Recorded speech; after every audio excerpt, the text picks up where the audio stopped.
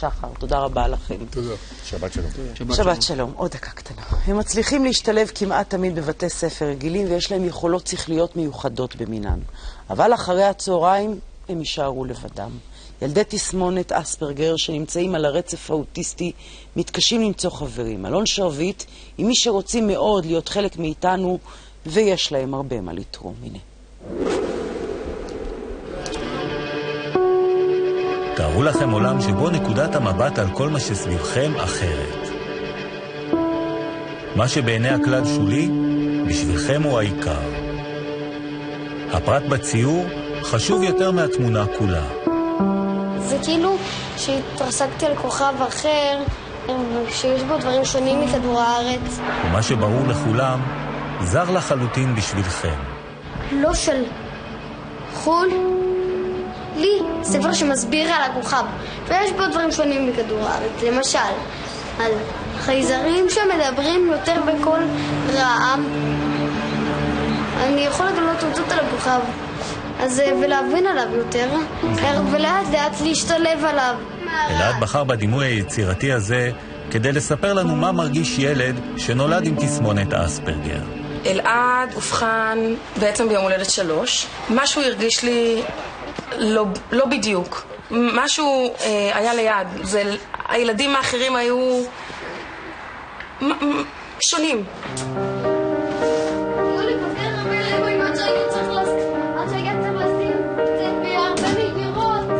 אספרגר היא תסמונת על הספקטרום האוטיסטי, ויש לה מאפיינים שייחודיים רק לה. הזיהוי שלה בגיל מוקדם מבלבל. כל זאת משום הפער הגדול בין יכולות אינטלקטואליות להיעדר תקשורת וקשיים בקריאת המפה החברתית. מגיעים הורים עם ילד שהתכונות שהם מחזיקים כלפיו הן תכונות של יכולת אינטלקטואלית גבוהה, יכולת שפתית מאוד מרשימה. הוא מין פרופסור קטן שכזה. קרבריוס זה הכלב של הרמס. מי היה הרמס? הרמס הוא אל השאול. ישבתי יום אחד עם נער בן 13 ושוחחתי איתו על אבי רוד של הביטלס, על צד בי של אבי רוד של הביטלס. נורא כיף, נכון? שנינו היינו נהנים מזה.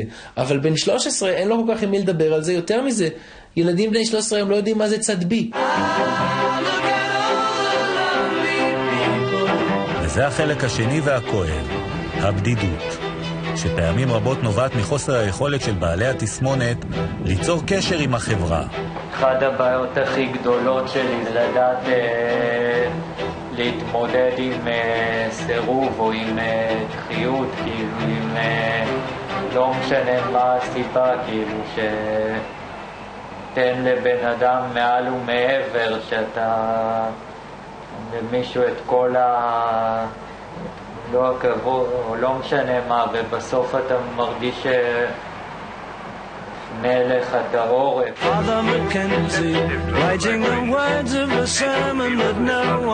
ב-1966 כשכתב מקארטני את ההתרסה שלו נגד החברה שמסרבת לקבל אליה את הלא שייכים, האבחון של האספרגר לא היה קיים.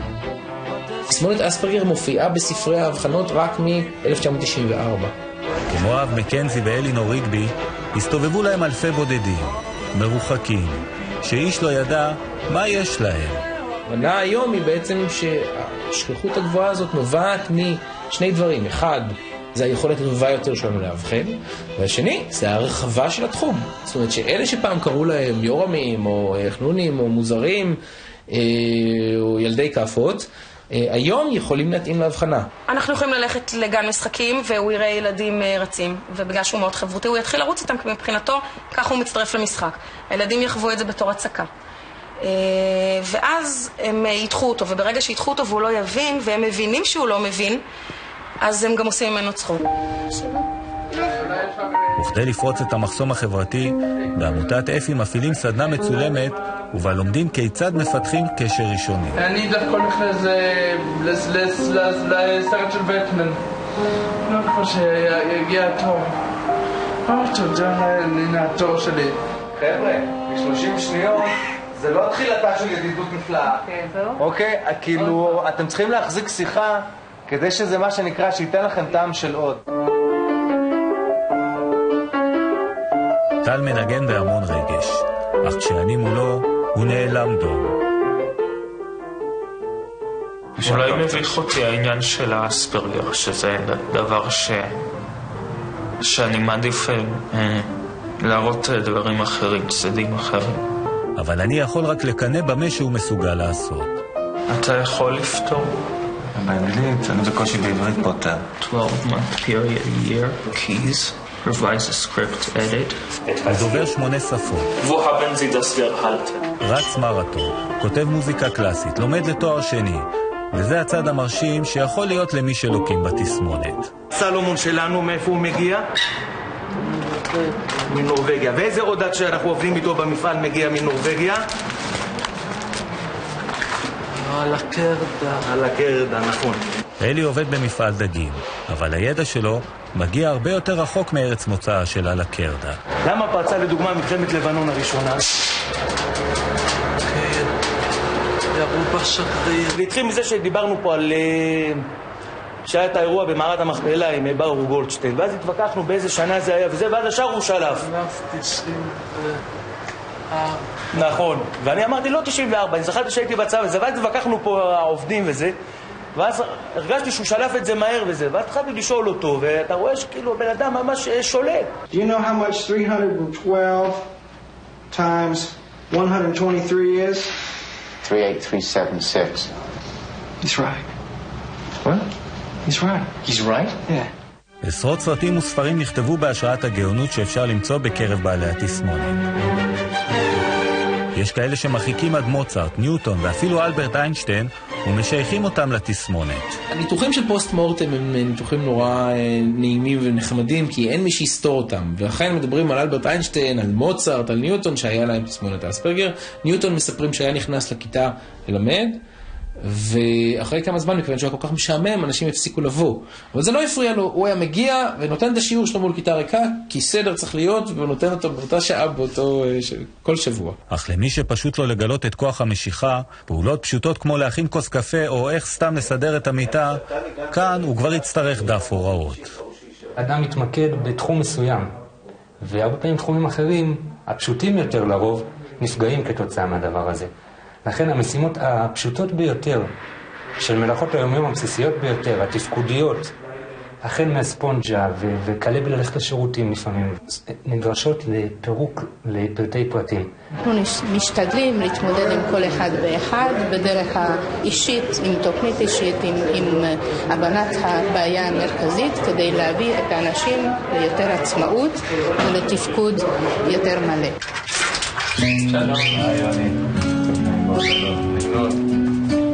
אז זה החדר שלי, ואני נמצא ברוב הזמן כשאני כאן בדירה, אני נמצא רק בו. עוד אחד מהמאפיינים הבולטים הוא הדיוק וההקפדה על הפרטים. ואלה פוסטרים של בחורות ישראליות מפורסמות שאני מעריץ. עשיתי בדיוק 12 תמונות מכל אחת. למה היה חשוב לך שלכל אחד יהיה 12? לא, זה היה עדיף לי ככה, כי חשבתי שאולי יותר מ-12 זה יותר מדי. אבל נגיד אחת יכול להיות ל-12 ואחד 10, מה רע בזה? בסדר, לא, רציתי לעשות להם קצת שוויון לכל אחת.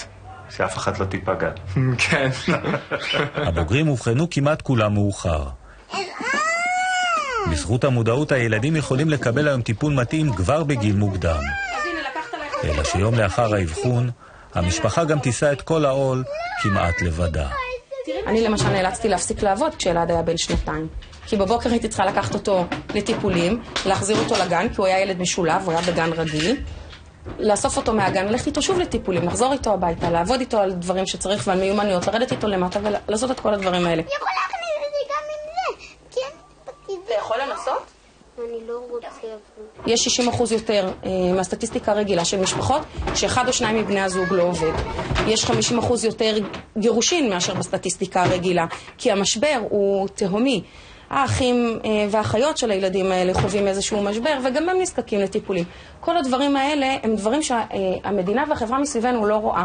מבחינתם, אם הילד מטופל, הכל בסדר, וזה לא עובד ככה.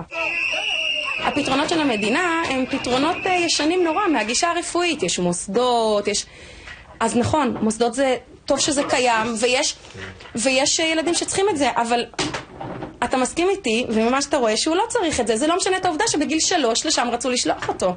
רצו לשלוח אותו לגן חינוך מיוחד. הוא לא ילד של גן חינוך מיוחד. ראיתם מה בניתי? אני עזרתי. זאת מכונית מעופפת. אתה לבן, אני שחור, אני חשוב, אתה באור. מה יש לך להגיד לאנשים רגילים שרואים פתאום אדם עם תסמונת אספרגר ולא יודעים איך להתייחס אליו? איך היית רוצה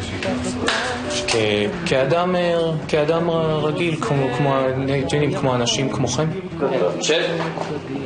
לא נכנסתי למה יש לו, לאלי הבן אדם, לדבר איתו וכל מיני כאלה. הוא ממש, כמו שאמרתי, שווה בין שווים. ואולי יבוא יום ונהפוך זה ראייה אתית כשאנחנו אומרים, רגע, אם נוכל מחר לעשות בדיקת דם שתגיד, אני יכול לגרום לזה שלא ייוולדו ילדים תסמונת אספרגר יותר. האם בעצם אני לא פוגע במגוון האנושי שחי כאן, וגם בהתקדמות של האנושות בהרבה מאוד תחומים? כמו בכל הגדרה ומונח רפואי שמדענים קבעו לו תווית, מאחוריה הסתתר תמיד בן אדם. גם אם הוא רק רואה את הפרטים בתמונה, הוא לא חסר את הכניעה להיות חלק מהפסיפס האנושי כולו. של כולם. של כולנו. שלום אלון שרביט. תודה מצוינת. 3 חודשים עקבת אחרי התופעה. האמת שפגשתי מאחורי התופעה מספר רב של אנשים, חלקם הצטלמו, חלקם לא. אבל אותנו כחברה, מה שמעניין זה מה זו התופעה הזאת. וכשאתה יורד למטה מאחורי הרבדים שיש לאותם אנשים, הם אמנם חסרי מיומנויות חברתיות, אבל הם בעלי כמיהה מאוד גדולה לשייכות.